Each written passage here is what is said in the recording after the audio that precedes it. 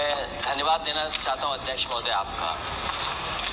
नहीं, हम जो कमिटमेंट करते हैं ना उसको पूरा करते हैं, लेकिन सब दलों के नेताओं की बात में कमिटमेंट होने के बाद भी आप जो ठीक नहीं है। अध्यक्ष महोदय, कमिटमेंट में, क्रेडिबिलिटी में आपका कोई जवाब नहीं। नहीं, ये दिख रहा है। लेकिन दाईं तरफ वाले लोगों का थोड़ा हिसाब किताब अलग है। अध्यक्ष महोदय, मैं धन्यवाद देता हूं आपका कि आपने बहुत महत्वपूर्ण घटना पे मुझे बोलने का अवसर दिया है।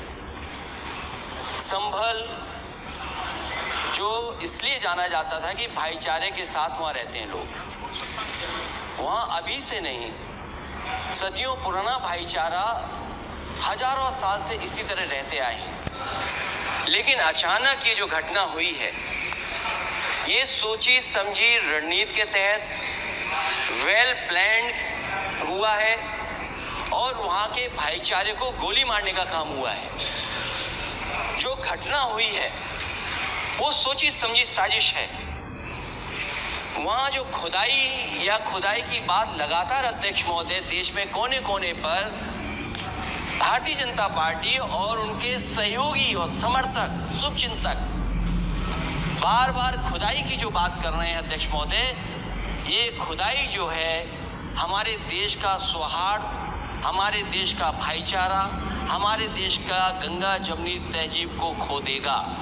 मैं आपका धन्यवाद इसलिए भी देता हूं कि इस महत्वपूर्ण जो साजिश हुई, वो साजिश सोची समझी इसलिए मैं बोल रहा हूं।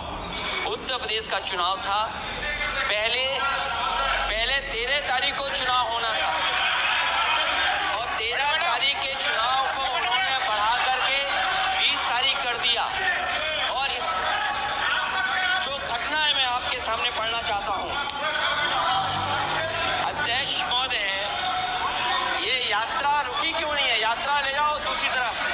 अध्यक्ष महोदय, संभल की शाही जामा मस्जिद के खिलाफ 19/11/2024 को सिविल जज सीनियर डिवीजन चंदौसी संभल में एक याचिका डाली गई। कोर्ट ने दूसरे पक्ष को, अध्यक्ष महोदय सुनिए, ये सुनना चाहिए, हम यूं ही नहीं कहते थे। अध्यक्ष महोदय, हम यूं ही नहीं कहते थे कि संविधान ये मानती नहीं सरकार। हम यूं ही नहीं कहते थे कि संविधान नहीं मानती। जब प्लेसेस ऑफ वर्शिप एक्ट है, हम बनते तो बहुत कुछ हैं।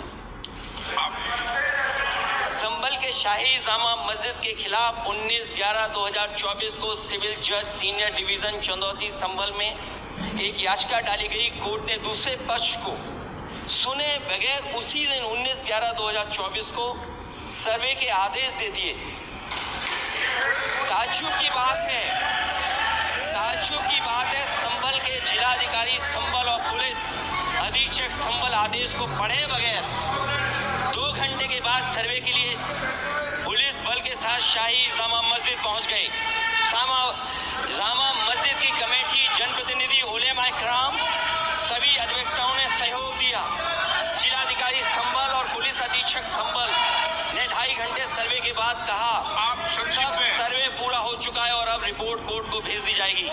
लेकिन दिनांक 22/11/2024 फ्राइडे को जुमे की नमाज के लिए लोग नमाज अदा करने के लिए जामा मस्जिद पहुंचे, लेकिन पुलिस प्रशासन ने बैरिकेड लगा दिया ताकि लोग नमाज न पढ़ सकें। उसके बाद भी लोगों ने संयम बरतते हुए नमाज अदा की और किसी प्रकार का विरोध प्रदर्शन नहीं किया। 29/11/2024 को कोर्ट की अगली तारीख तय थी। शाही जामा मस्जिद की कमेटी और मुस्लिम समाज के सभी लोग कोर्ट में केस की पैरवी के लिए तैयारी कर रहे थे, परंतु दिनांक 23/11/2024 की रात पुलिस प्रशासन द्वारा कहा गया 24/11/2024 यानी अगले दिन सुबह को दोबारा सर्वे किया जाएगा। शाही जामा मस्जिद कमेटी और अधिवक्ता ने कहा कि इस सर्वे तो मुकम्मल हो चुका है, अब दूसरे सर्वे की क्या आवश्यकता है? कोर्ट के आदेश का हमने पालन कर दिया। अगर दूसरे सर्वे कराना है तो दोबारा आदेश करवाएं। कोर्ट के आदेश के बाद हम दोबारा सर्वे करा देंगे। लेकिन जिलाधिकारी संभल और पुलिस अधीक्षक संभल ने कोई सुनवाई नहीं की और तानाशाही दिखाते हुए सुबह के वक्त से पहले शाही जामा मस्जिद आ गई। आ गए। शाही जामा मस्जिद कमेटी और मुस्लिम समाज के लोगों ने फिर भी धैर्य रखा और दोबारा सर्वे के लिए अंदर ले गए। सर्वे के दौरान करीब 1.5 घंटा बाद जब जनता को सूचना मिली तो वो इकट्ठा होना शुरू हो गए।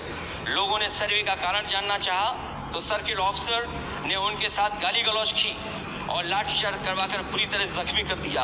इसका विरोध करते हुए चंद लोगों ने पत्थर चलाए। इसके बदले में पुलिस के सिपाही से लेकर के अधिकारियों तक ने अपने सरकारी और प्राइवेट हथियारों से गोलियां चलाई, जिसका वीडियो रिकॉर्डिंग है, जिसके एवज में दर्जन लोग गोलियों से घायल हो गए हैं।